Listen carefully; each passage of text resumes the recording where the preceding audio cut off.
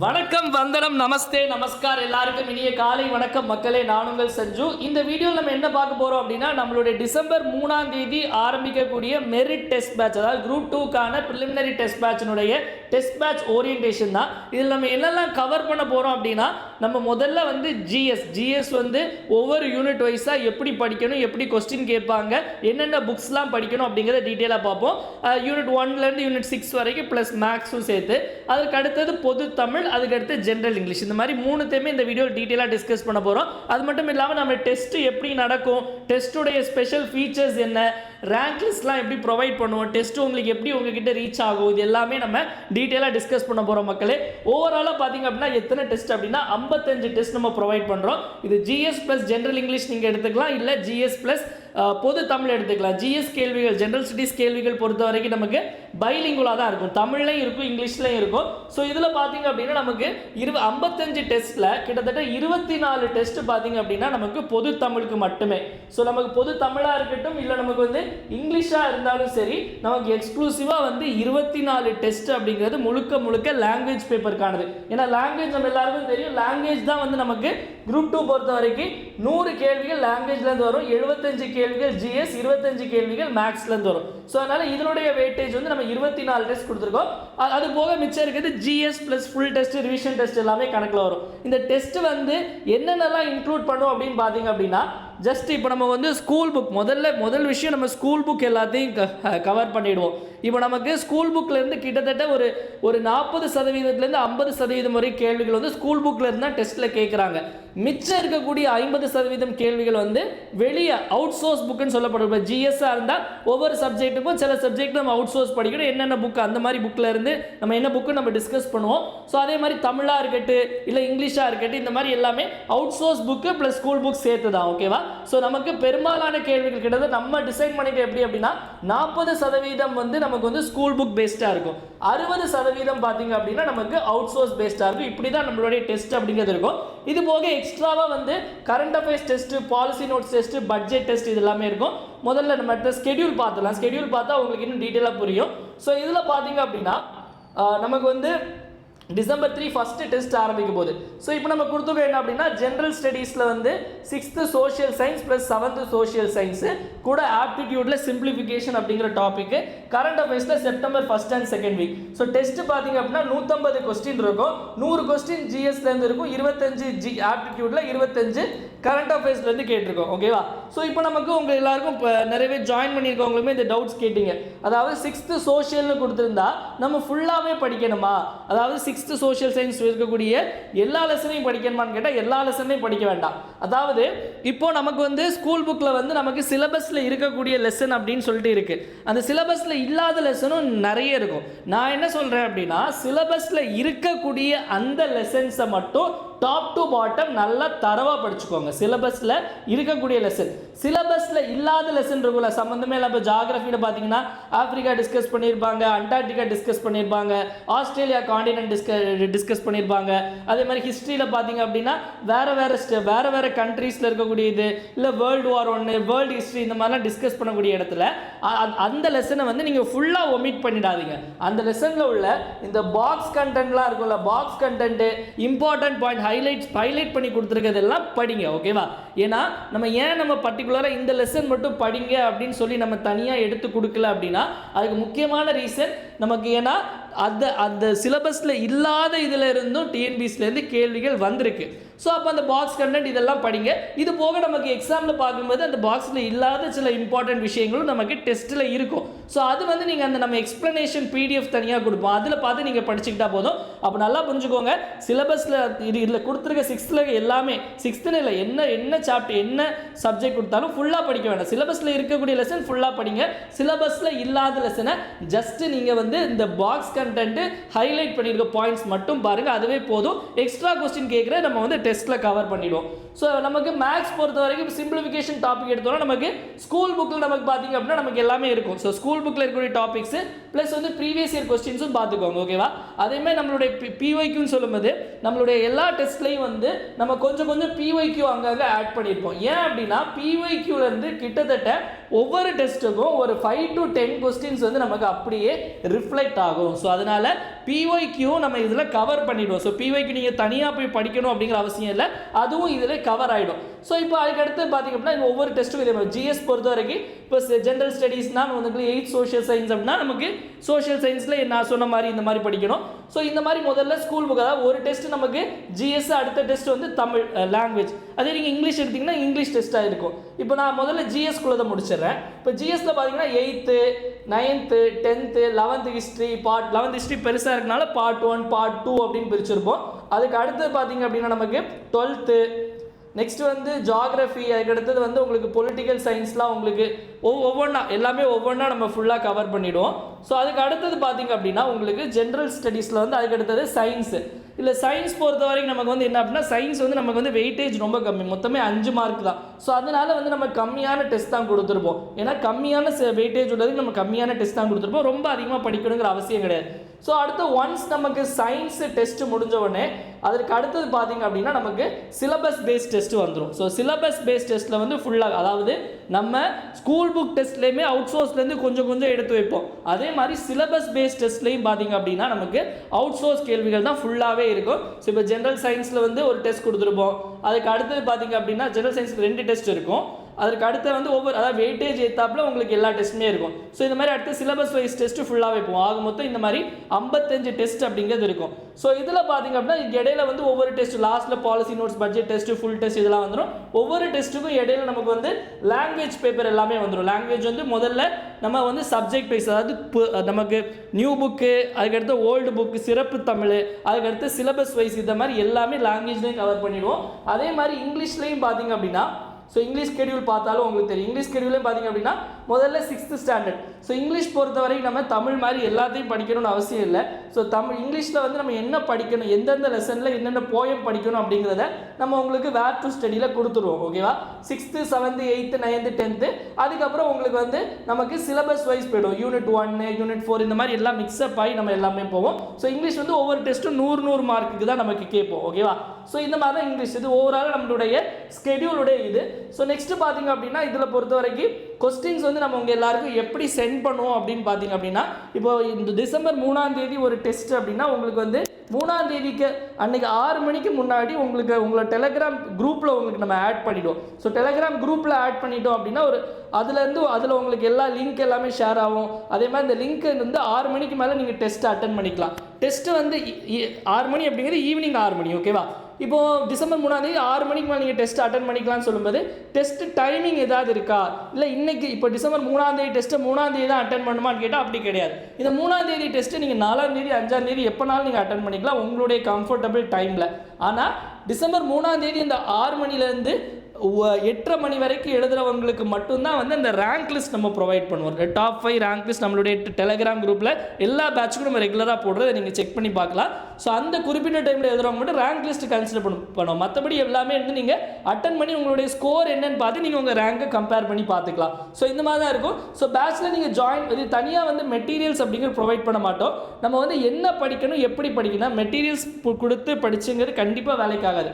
நம்ம ஸ்கூல் புக்கில் என்ன படிக்கணும், வெளியே என்னென்ன புக்கு படிக்கணும் அப்படிங்கிற டீட்டெயிலாக சொல்லுவோம். அதை மட்டும் படித்தாலே போதும், நல்லா கம்ஃபர்டபுளாக கிளியர் பண்ணலாம்.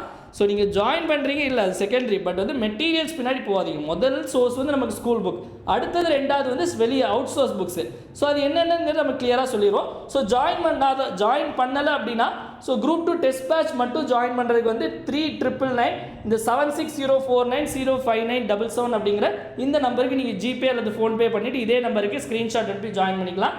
குரூப் 2 டெஸ்ட் பேட்சும் நம்மளுடைய கரண்ட் அஃபேர்ஸ் சப்ஸ்கிரிப்ஷனும் சேர்த்து ஜாயின் பண்ண நினச்சிங்க அப்படின்னா 4799 இதே நம்பர் பே பண்ணி நீங்கள் ஜாயின் பண்ணிக்கலாம். இப்போ நம்ம என்னென்ன புக்கு என்னென்ன படிக்கணும் அப்படிங்கிறத நம்ம டீட்டெயிலாக டிஸ்கஸ் பண்ணிடலாம் ஒவ்வொரு சப்ஜெக்ட் வைஸாட்டு. ஸோ முதல்ல நம்ம வந்து ஜிஎஸ்லேருந்து ஆரம்பிக்கலாம். ஸோ முதல்ல ஆல்ரெடி சொன்ன மாதிரி நிறைய பேர் கேட்ட டவுட் என்ன, டெஸ்ட் டைமிங் என்ன. ஸோ டெஸ்ட் இந்த டைமில் எழுத முடியுமா, அப்புறம் எழுத முடியும் அப்படின்னு நீங்கள் உங்கள் கன்வீனியன்ட் டைமில் நீங்கள் எழுதிக்கலாம். ஓகேவா? ஸோ இதில் பார்த்தீங்க அப்படின்னா நமக்கு முதல்ல ஜிஎஸ் எடுத்துட்டிங்க அப்படின்னா ஃபஸ்ட்டு யூனிட் 1 யூனிட் 1 நமக்கு என்ன அப்படின்னா சயின்ஸ் பொறுத்த வரைக்கும் என்னெல்லாம் படிக்கணும் அப்படின்னா நீங்கள் 6th-லேருந்து 10th வரைக்கும் மட்டும் படித்தா போதும். என்னோட பர்சனல் சஜஷன் என்ன அப்படின்னா இது வெறும் 5 மார்க் தான் நமக்கு கேட்குறாங்க. அதனால் இதை கடைசியாக படிங்க. ஓகேவா? சயின்ஸ் வந்து எல்லாத்தையும் படிச்சுட்டு ஒரு வாட்டி எல்லாத்தையும் ரிவைஸ் பண்ணதுக்கப்புறம் சயின்ஸ்க்கு வாங்க. நமக்கு நிறைய டைம் இருக்குது. நமக்கு டெஸ்ட் பேட்ச் பொறுத்த வரைக்கும் பார்த்தீங்கன்னா ஒரு வாரத்துக்கு ஒரு டெஸ்ட் மட்டும்தான். இப்போ நீங்கள் யாராவது பிகினராக இருக்கீங்க, இப்போ தான் நீங்கள் குரூப் 2 படிக்க ஆரம்பிக்கீங்க, டிஎன்பிசிக்கே படிக்க ஆரம்பிக்கனாலும் ஒரு வாரத்துக்கு ஒரு டெஸ்ட்னால அந்த சிலபஸை ஈஸியாக படித்து உங்களால் எழுத முடியும். ஸோ பிகினர்ஸ்க்கும் ஏத்தாப்பில் தான் இந்த டெஸ்ட் பேட்ச் அப்படிங்கிற நம்ம ரெடி பண்ணியிருக்கோம். ஸோ இப்போ சயின்ஸ் பொறுத்தவரை பார்த்தீங்க அப்படின்னா கடைசியாக படிங்க. 6 to 10 வேறு எந்த அவுட் சோர்ஸ் எதுவுமே போக வேண்டாம். நீங்கள் இந்த 5 மார்க் வந்து நீங்கள் படிச்சுட்டு போனாலும் நீங்கள் இப்போ நல்லா படிச்சுட்டு போனீங்க அப்படின்னா ஒரு 3லேருந்து 4 மார்க் எடுக்கலாம். படிக்காமல் போனீங்க அப்படின்னா 2லேருந்து 3 மார்க் எடுக்கலாம். 3 கொஸ்டின் கரெக்டாக அட்டன் பண்ணலாம். ஸோ இதுதான் சயின்ஸோட ரியாலிட்டி. ஓகேவா? ஸோ நெக்ஸ்ட்டு வந்து பார்த்தீங்க அப்படின்னா ஜாகிரஃபி.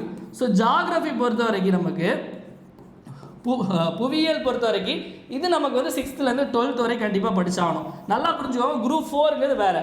குரூப் 4 வந்து நமக்கு வந்து எஸ்எஸ்எல்சி ஸ்டாண்டர்ட். இது நமக்கு வந்து குரூப் 2 பொறுத்த வரைக்கும் வந்து நமக்கு என்னது டிகிரி ஸ்டாண்டர்ட் எக்ஸாம். ஸோ அதனால எல்லா சப்ஜெக்ட்ஸ்க்கும் நம்ம அவுட் சோர்ஸ் போகணுங்கிற அவசியம் இல்லை. சில புக்கு மட்டும் நம்ம அவுட் சோர்ஸ் அப்படிங்கிறது கண்டிப்பாக போய் ஆகணும். ஸோ இப்போ ஜாகிரஃபி வந்து 6th to 12th நம்ம கண்டிப்பாக படிச்சாகணும். ஓகேவா? சிலபஸில் இருக்கிறதெல்லாம் 6 to 12 படித்தாலும் சிலபஸில் இல்லாத லெசனில் நான் சொன்ன மாதிரி அந்த பாக்ஸ் கண்டென்ட் எல்லாம் பார்க்கணும். சப்போஸ் இதில் உங்களுக்கு எக்ஸ்ட்ரா உங்களுக்கு படிக்க டைம் இருந்துச்சுன்னா இதுவே போதும். உங்களுக்கு எக்ஸ்ட்ரா படிக்கணும்னு நினச்சிங்க அப்படின்னா என்சிஆர்டி புக்கை பாருங்கள். ஓகேவா?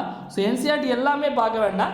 என்சிஆர்டியில் 11th 12th சும்மா கோ த்ரூ பண்ணுங்கள். இது முடிச்சுட்டு சயின்ஸ் எல்லாம் முடிச்சு லாஸ்ட்டில் ரொம்ப டைம் இருந்துச்சு அப்படின்னா என்சிஆர்டியில் 11th 12th புக்கை ஃபாலோ பண்ணுங்கள். ஓகேவா? ஸோ இது வந்து சயின்ஸ் அண்ட் ஜாகிரஃபி தான் உள்ளதுலேயே வெயிட்டேஜ் கம்மியானது. ஸோ அதனால் இந்த 2 சப்ஜெக்டையும் வந்து கடைசியாக படிக்கிறதுக்கு வச்சுக்கோங்க. ஓகேவா? ஸோ அதனால நம்ம இந்த டெஸ்ட் எல்லாம் நம்ம கடைசியாக சயின்ஸ் எல்லாம் நம்ம டுவோர்ட்ஸ் த டெட் எண்ட் தான் போட்டிருப்போம். சரியா? ஸோ அதுக்கு அடுத்தது பார்த்தீங்க அப்படின்னா நமக்கு 3வது. ஸோ 3rd பார்த்தீங்க அப்படின்னா நமக்கு ஹிஸ்ட்ரி அண்ட் ஐஎன்எம், வரலாறு மற்றும் இந்திய விடுதலை போராட்டம். ஓகேவா? ஹிஸ்ட்ரி அண்ட் ஐஎன்எம் அப்படிங்கிறது. ஸோ ஹிஸ்ட்ரி அண்ட் ஐஎன்எம் பொறுத்தவரை நான் ஆல்ரெடி சொன்ன மாதிரி ஸ்கூல் புக்கில் 6 to 12 நம்ம படிச்சு தான் ஆகணும். அதுவும் முக்கியமாக வந்து நமக்கு இந்தியன் இந்த ஜாகிரஃபி பொறுத்த வரைக்கும் நமக்கு 9th 10th ரொம்ப முக்கியம். ஓகேவா? தமிழ்நாடு ஜாகிரஃபியும் இந்தியன் ஜாகிரஃபியும் ரொம்ப முக்கியம். நமக்கு 11th 12th பொறுத்த வரைக்கும் இதில் ஹிஸ்ட்ரி அண்ட் ஐஎன்எம் பொறுத்த வரைக்கும் நமக்கு இதுலேயும் நமக்கு இந்த 8th 9th 10th ரொம்ப இம்பார்ட்டன்ட். இதுலேருந்து அடிக்கடி நிறைய கேள்விகள் நமக்கு கேட்குறாங்க. ஸோ இதில் 6 to 12 ஓவராலாக படிச்சுக்கோங்க. இது வந்து கொஞ்சம் இம்பார்ட்டன்ஸ் கொடுத்து பார்த்துக்கோங்க. ஓகேவா? ஸோ இதில் நம்ம இதை தாண்டி வேறு என்னெல்லாம் படிக்கணும் அப்படின்னா இப்போ இந்த ரெண்டுக்கு நான் அவுட் சோர்ஸ் புக் நான் சொல்லலை. ஓகே? இது பெரிய அளவுக்கு தேவை கிடையாது. இதுக்கு நம்ம அவுட் சோர்ஸ் புக் அப்படிங்கிறது போய் ஆகணும். ஏன்னா குரூப் 2 ஒரு லெவல் எக்ஸாமில் இருக்குது. அடுத்த லெவலே நமக்கு எக்ஸாம் அப்படிங்கிறது இருக்குது. அதாவது குரூப் 2A-க்கும் ப்ரிலிம்ஸ் இருக்குது, குரூப் 2A-க்கும் மெயின்ஸ் இருக்குது, 2க்கும் மெயின்ஸ் இருக்குது. ஓகேவா? ஸோ இப்போ இதுக்கு நான் சில புக்ஸ் சொல்கிறேன். இப்போ முதல்ல நீங்கள் இங்கிலீஷ் மீடியமாக இருக்கீங்கிற பட்சத்தில் என்ன புக் படிக்கணும் அப்படின்னா நான் 2 புக்ஸ் சொல்கிறேன். 2 புக்கில் ஏதாவது ஒரு புக் நீங்கள் சூஸ் பண்ணிக்கலாம். ஒன்று வந்து ஸ்பெக்ட்ரம், அதாவது மாடர்ன் இந்தியா பை ஸ்பெக்ட்ரம்ங்கிற ஒரு புக்கு. நீங்கள் நெட்டில் போட்டாலே வரும். லேட்டஸ்ட்டான எடிஷன் வாங்கிக்கோங்க. அதாவது இப்போ லேட்டஸ்ட்டாக என்ன எடிஷன் இருக்கோ அதை வாங்கிக்கோங்க. 9th 9th 10th இருக்குன்னு நினைக்கிறேன். அதை பார்த்து லேட்டஸ்ட் எடிஷன் வாங்கிக்கோங்க. அப்படி இல்லை அப்படின்னா history of Indian freedom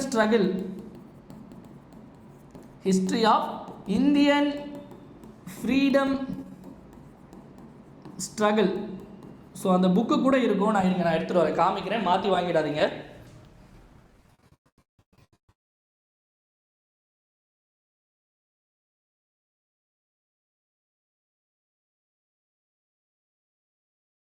okay, இந்த ஹிஸ்ட்ரி ஆஃப் இந்தியன் ஃப்ரீடம் ஸ்ட்ரகிள்ங்கிற இந்த புக். ஓகேவா? ஸோ இந்த புக்கு வந்து டாக்டர் ஜி வெங்கடேசன் அவர்களுடைய book. So history of Indian freedom struggle G Venkatesan இந்த புக்கு. ஸோ இதுக்கப்புறம் வந்து என்ன அப்படின்னா இது ரெண்டுமே வந்து இங்கிலீஷ் மீடியம் தான். ஓகேவா? ஸோ இதில் வந்து என்ன அப்படின்னா இன்னொரு புக் சொல்கிறேன். இன்னொரு புக் இதுவும் நமக்கு இம்பார்ட்டன்ட். இது நமக்கு வந்து நம்ம ஹிஸ்ட்ரி, நம்ம தமிழ்நாடு ஹிஸ்ட்ரி யூனிட் 6லேயே சொல்கிறேன். இப்போ இந்த 2 மட்டும் பார்த்துக்கோங்க. ஓகேவா? ஸோ இந்த 2 பார்த்துக்கோங்க. இதே நீங்கள் தமிழ் மீடியமாக இருக்கும் பட்சத்தில் வந்து இதே புக்கு, அதாவது இந்திய விடுதலை போராட்ட வரலாறு அப்படின்னு ஒன்று தமிழ்லையும் இருக்குது. ஓகே, ஆக்சுவலி தமிழ் புக்கு தான். இந்திய விடுதலை போராட்ட வரலாறு அப்படிங்கிற ஒரு புக் இருக்குது. ஓகேவா? இதுவும் வந்து பார்த்தீங்க அப்படின்னா வெங்கடேசன் அவருடைய புக்கு தான். இதே புக்கு தான் அப்படியே டிரான்ஸ்லேஷனாக இருக்கும். ஓகேவா? ஸோ அப்போ வந்து தமிழ் மீடியம் ஸ்டூடெண்ட்ஸ் வந்து இந்திய விடுதலை போராட்ட வரலாறு வெங்கடேசன் வாங்கிக்கோங்க. அதே மாதிரி நீங்கள் வந்து இங்கிலீஷ் மீடியமாக இருந்தீங்க அப்படின்னா history of Indian freedom struggle by G Venkatesan, இல்லைன்னா ஸ்பெக்ட்ரம் புக்கு. ஸோ இதுக்கு வந்து ஹிஸ்ட்ரி அண்ட் ஐஎன்எம்க்கு ஸ்கூல் புக்கு ப்ளஸ் இதை படித்தாலே தாராளம் போதும். ஓகேவா? அதுக்கு அடுத்தது 4வது பார்த்தீங்க அப்படின்னா பாலிட்டி. ஸோ 4வது யூனிட் பொறுத்தவரை நமக்கு இந்திய அரசியலமைப்பு. இந்திய அரசியலமைப்பு பொறுத்த வரைக்கும் நான் சொன்ன மாதிரி முதல்ல ஸ்கூல் புக்னா 6 to 12 படிச்சுக்கோங்க. இங்கிலீஷ் பொறுத்த வரைக்கும் பார்த்தீங்க அப்படின்னா இங்கிலீஷில் நமக்கு முக்கியமான விஷயம் என்ன அப்படின்னா இங்கிலீஷில் ஒரே புக்கு தான், ஓகேவா? Lakshmikanth, Indian polity by Lakshmikanth அப்படிங்கிறது. இதுவும் வந்து லேட்டஸ்ட்டான எடிஷன் வாங்கிக்கோங்க. 8th எடிஷன் வந்துட்டுங்க, லேட்டஸ்ட் எடிஷன் வாங்கிக்கோங்க. சப்போஸ் தமிழ் மீடியமாக இருக்கும் பட்சத்தில் 2 புக் சஜஸ்ட் பண்ணுறேன். ஒன்று வந்து பார்த்தீங்க அப்படின்னா பிரகதீஷ் பப்ளிகேஷன்ஸ்னு ஒன்று இருக்கும். பிரகதீஷ் பப்ளிகேஷன்ஸில் இந்திய அரசியலமைப்பு அப்படிங்கிற ஒரு புத்தகம், இந்திய அரசியலமைப்பு அப்படிங்கிற புத்தகம். இல்லை வந்து இந்த வெங்கடேசன் அவர்களே ஒரு புக் எழுதியிருக்காரு, இந்திய அரசியலமைப்பு பை வெங்கடேசன், ஓகேவா? இந்த 2 புக்குமே வந்து தமிழ் மீடியத்துக்கு வந்து ஓகேவா இருக்கும், ஓகேவா? 2 புக்குமே ரொம்ப நல்லா இருக்கும். ஸோ இது இங்கிலீஷ் மீடியம்னா ஒரே புக் தான், Laxmikanth, Indian polity by Laxmikanth. Tamil மீடியம்னா இந்த புக்கு, ஓகேவா? ஸோ இதை நல்லா பார்த்துக்கோங்க. இதுக்கு அடுத்தது பார்த்தீங்க அப்படின்னா நமக்கு இதை தாண்டி வேறு எதுவும் பார்க்க வேண்டாம். இது போக அதாவது எல்லாத்துக்கூடையும் நம்மளுடைய கரண்ட் அஃபேர்ஸை அப்டேட் பண்ணிக்கோங்க. ஏன்னா கரண்ட் அஃபேர்ஸ்லேருந்து கேள்விகள் வரும். ஸோ நெக்ஸ்ட்டு பார்த்தீங்க அப்படின்னா நமக்கு 5th யூனிட் 5 பொறுத்த வரைக்கும் நமக்கு என்ன அப்படின்னா எப்படி இருக்கும் அப்படின்னா எக்கனாமிக்ஸும், அதாவது இந்திய பொருளாதாரமும் ப்ளஸ் தமிழ்நாட்டுடைய வளர்ச்சி நிர்வாகம், so development administration of Tamil Nadu இருக்கும், ஓகேவா? ஸோ இது பொறுத்தவரைக்கும் இப்போ எக்கனாமிக்ஸ் பார்த்தீங்க அப்படின்னா நம்ம ஸ்கூல் புக் நான் சொன்ன மாதிரி 6 to 12 பார்த்துக்கோங்க. எக்கனாமிக்ஸ்க்கு அவுட் சோர்ஸ் புக் பார்த்தீங்க அப்படின்னா எக்கனாமிக்ஸ் நம்ம குரூப் 1 பேட்ச்லேயே டிஸ்கஸ் பண்ணியிருப்போம். என்ன அப்படின்னா அந்த ஓரியன்டேஷன் வீடியோவிலே டிஸ்கஸ் பண்ணியிருப்போம். என்ன அப்படின்னா எக்கனாமிக்ஸ் பொறுத்த வரைக்கும் இப்போ கேள்விகள் வந்து அதிகமாக கரண்ட் அஃபேர்ஸ் ஓரியன்ட் தான் வருது, பட்ஜெட்டு, எக்கனாமிக் சர்வே இந்த மாதிரி. ஸோ அதுக்கு நம்மளுடைய video and current affairs subscription மெட்டீரியல்ஸே போதுமானது. இதை தாண்டி சில புக்ஸ் மட்டும் நான் சொல்கிறேன். அதாவது ஸ்கூல் புக் படிச்சுட்டு இப்போ நீங்கள் இங்கிலீஷ் மீடியமாக இருக்கும் பட்சத்தில் Shankar Ganesh basics of Indian economy அப்படின்னு ஒரு புக்கு இருக்கும், and introduction to basic Indian economy அப்படின்னு. ஸோ சங்கர் கணேஷ் இந்த ஆத்தர் பேர் போட்டு எக்கனாமிக்னு போடுங்க, உங்களுக்கு நெட்டில் வரும். இந்த புக்கை நீங்கள் டவுன்லோட் பண்ணிக்கோங்க. இல்லை நீங்கள் வாங்க ஹார்ட் காப்பி வாங்கி படிக்கணும், ஹார்ட் காப்பி ஓகே. இதே ஆத்தர் தமிழில் இந்த புக்கு அப்படியே வந்து தமிழ் டிரான்ஸ்லேஷனும் இருக்குது. சங்கர் கணேஷ் இவர் வந்து IRS ஆஃபீஸராக இருக்கார். இவர் எழுதின புத்தகம் இந்த புக்கில் வந்து கோர் கான்செப்ட் எல்லாமே டீட்டெயிலாக டிஸ்கஸ் பண்ணியிருப்பாங்க. இப்போ சப்போஸ் நீங்கள் ஒரு பணவீக்கம்னா என்ன, இன்ஃப்ளேஷன்னா என்ன, எதை குறைச்சா பணவீக்கம் குறையும், எதை குறைச்சா இந்த மாதிரி எல்லாமே நம்ம ஒரு சின்ன குழந்தைக்கு எக்ஸ்பிளைன் பண்ணுற மாதிரி கான்செப்ட் வைஸ் கிளாரிட்டி டீட்டெயிலாக கொடுத்துருப்பாங்க. சப்போஸ் இன்னும் ஒரு இதுவே போதுமானது. இது கூட வந்து நம்ம வந்து பட்ஜெட்டு, அதாவது பட்ஜெட்டுன்னு சொல்லும்போது நமக்கு தமிழ்நாடு பட்ஜெட்டும் சரி, யூனியன் கவர்மெண்ட் பட்ஜெட்டும் சரி, ஓகேவா? அதே மாதிரி நமக்கு இப்போ எக்கனாமிக் சர்வே, முன்னாடி எக்கனாமிக் சர்வே நமக்கு வந்து சென்ட்ரல் கவர்மெண்ட் மட்டும் தான், யூனியன் கவர்மெண்ட் மட்டும்தான் ரிலீஸ் பண்ணுவாங்க. இப்போ நமக்கு தமிழ்நாடு கவர்மெண்ட் இப்போ ஒன்று ரிலீஸ் பண்ணியிருக்காங்க. அதுலேருந்து கேள்விகள் இந்த குரூப் 4 1க்குலாம் 2 ப்ரிலிம்ஸில் கூட நிறைய வந்துச்சு. ஸோ அதனால் அடுத்த இதுக்கும் கண்டிப்பாக கேட்குறதுக்கான வாய்ப்புகள் இருக்குது. ஸோ இதுதான் வந்து இது பொறுத்த வரைக்கும் டெவலப்மெண்ட் அட்மினிஸ்ட்ரேஷன் பொறுத்த வரைக்கும் நம்ம சொல்கிற மாதிரி முக்கியமாக இதுக்கு வந்து டேரெக்டாக நமக்கு ஒரு புக்கு அப்படின்னு இல்லை. இதில் வந்து நமக்கு என்ன மாதிரிலாம் கேட்பாங்க அப்படின்னா ஸ்கீம்ஸு, பாலிசி நோட்ஸு, இந்த மாதிரி விஷயங்கள், அப்புறம் ப்ளஸ் கரண்ட் அஃபேர்ஸ். ஸோ இதுக்கு நம்மளுடைய கரண்ட் அஃபேர்ஸ் சப்ஸ்கிரிப்ஷன் மெட்டீரியலே போதுமானது. இதில் நம்ம எல்லாமே நம்ம கவர் பண்ணிவிடுவோம். இந்த 1 year சப்ஸ்கிரிப்ஷனில் 120 தமிழ்நாடு ஸ்கீமு, அதே மாதிரி 12 மாதம் தமிழரசு மேகசினு, அதுக்கப்புறம் பார்த்தீங்க அப்படின்னா 12 டிபார்ட்மெண்ட்டுடைய பாலிசி நோட் ஜெஸ்ட்டு, அது போக உங்களுக்கு TNDAPRடைய குவிஸ்ஸு, தமிழ்நாடு சார்ந்த கரண்ட் அஃபேர்ஸ், இதில் இருந்தால் கேள்விகள் வரும். ஸோ இது மட்டும் போதுமானது, ஓகேவா? ஸோ நமக்கு உள்ளதிலே அதிக வெயிட்டேஜ் ஆனது யூனிட் 5 6 மட்டும்தான்.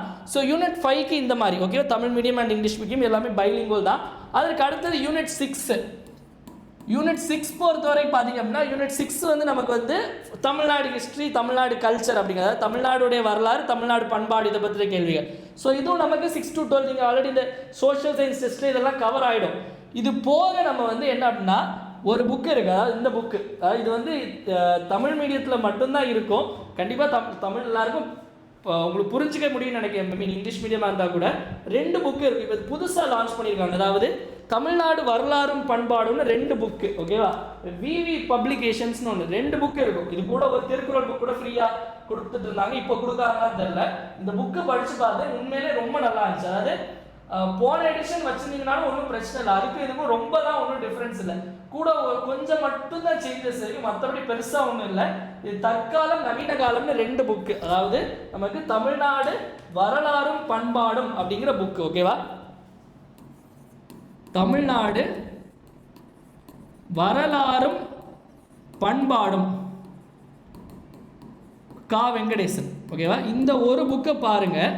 அதுக்கப்புறம் பார்த்தீங்க அப்படின்னா நமக்கு இது வந்து இந்த அதாவது நமக்கு 2 பார்ட்டாக பிரிக்கலாம் யூனிட் 6. அதாவது ஃபஸ்ட்டு ஹாஃப் பார்த்தீங்க அப்படின்னா நமக்கு அந்த சங்க இலக்கியம், அந்த தொல்பொருள், நமக்கு வந்து ஆர்கியாலஜிக்கல் டிஸ்கவரி, அதாவது நமக்கு வந்து லிட்ரேச்சர், அதாவது சங்க இலக்கியங்கள் பற்றின கேள்விகள் இருக்கும். அடுத்து பார்த்தீங்க அப்படின்னா நமக்கு வந்து இந்த ஆர்கியாலஜிக்கல் டிஸ்கவரிஸ் இதை பற்றிலாம் இருக்கும், நமக்கு தொல்பொருள் ஆய்வு, அகழ்வாராய்ச்சிகள் இதெல்லாம். செகண்ட் பார்ட் வந்து full and fully Tamil Nadu history, நமக்கு பெரியார், அண்ணா இவங்கெல்லாம் வந்துடுவாங்க. ஸோ இந்த பாட்டுக்கு இது போதும். இப்போ இந்த தமிழ் சங்க இலக்கியங்கள் இதெல்லாம் பற்றி எங்கே பார்க்கலாம் அப்படின்னா, ஸோ நமக்கு வந்து பார்த்தீங்கன்னா தட்சிணாமூர்த்தின்னு ஒரு புக் உண்டு.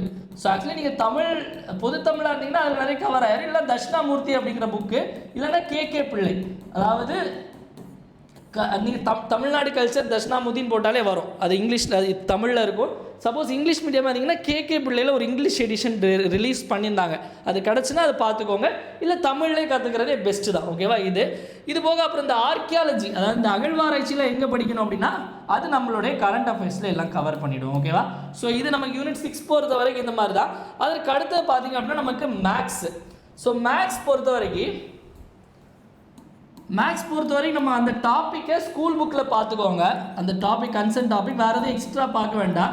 இது போக இப்போ நமக்கு இந்த ட்ரெண்டு எப்படி போகுது அப்படின்னா ஆர்எஸ் அகர்வாலில் கொஞ்சம் ப்ராக்டிஸ் பண்ணிக்கோங்க. அதே இது ஏன்னா ஆர்எஸ் அகர்வால்லேருந்து அப்படியே வந்து காப்பி பேஸ்ட் பண்ணி நிறைய கொஸ்டின்லாம் டிஎன்பிசியில் கேட்குறாங்க.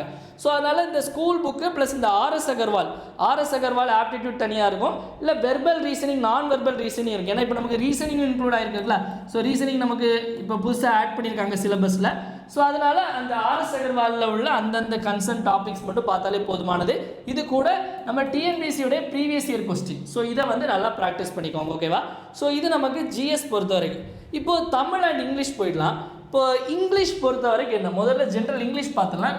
ஜென்ரல் இங்கிலீஷ் பொறுத்தவரை ரொம்ப சிம்பிள் தான். ஓகேவா? ஆனால் கொஸ்டின்ஸ் வந்து கொஞ்சம் உங்களுக்கு இந்த வாட்டி நமக்கு குரூப் 2ல் பார்த்தீங்க அப்படின்னா கொஸ்டின் வந்து கொஞ்சம் பேப்பர் லாங்காக இருந்துச்சு, கொஞ்சம் டஃப் அப்படின்னு நம்ம சொல்ல முடியாது. டஃப்னா அதாவது நம்ம ஃபஸ்ட் டைம் இந்த சிலபஸ் மாற்றி எழுதுகிறோம். ஸோ அதனால் வந்து எப்படி கேட்பாங்கன்னே ஓரளவு ப்ரெடிக்ட் பண்ண முடியாமல் இருந்துச்சு. இப்போ ஓரளவு நம்ம கொஞ்சம் கெஸ் பண்ணலாம். ஓகேவா? அந்தளவு ஃபுல்லாக நம்மளால் ப்ரெடிக்ட் பண்ணலாம் முடியாது. ஸோ ஜென்ரல் இங்கிலீஷ் பொறுத்த வரைக்கும் பார்த்தீங்க அப்படின்னா முதல்ல நம்ம அந்த வேர் டு ஸ்டடி கொடுத்துருவோம். 6 to 12 வந்து என்னென்ன படிக்கணும், பின்னாடி இருக்கக்கூடிய அந்த சினானிம்ஸ், ஆண்டனிம்ஸ், வொக்காபுலரி ஃபுல்லாகவே நீங்கள் படிச்சு தான் ஆகணும், எல்லா லெசன் பின்னாடி உள்ளதும்.